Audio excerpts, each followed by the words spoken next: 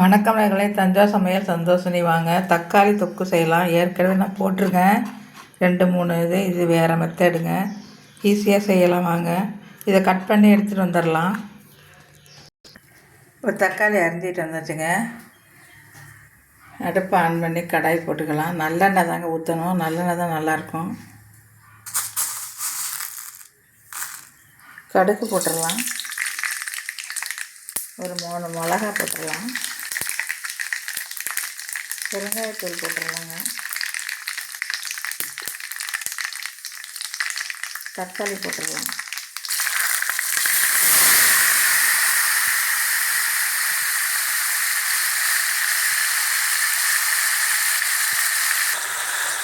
இப்போ நம்ம உப்பு போட்டுடலாங்க. அப்புறம் தக்காளி நல்லா வதங்கும். மஞ்சள்தூள் போட்டுடலாம். சாதா மிளகாத்தூள் தாங்க இது. நீங்கள் காஷ்மீர் மிளகாத்தூள் போட்டுக்கலாம். நல்லா இப்போ வதக்கலாங்க. இப்போ நல்லா சுண்டிட்டு பாருங்க. இது கடுகும் வெந்தயமும் வறுத்த பவுடருங்க. இது போட்டால் தான் ஊறுகாய் நல்லாயிருக்கும். இது கொஞ்சம் போட்டுருலாம். எப்போதுமே வறுத்து பொடி பண்ணி வச்சுருப்பேங்க நான்.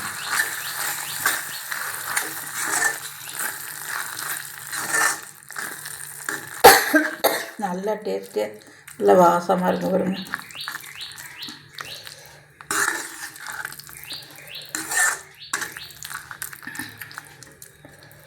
இப்போ ரெடி ஆகிடுச்சுங்க. சூப்பராக இருக்குங்க.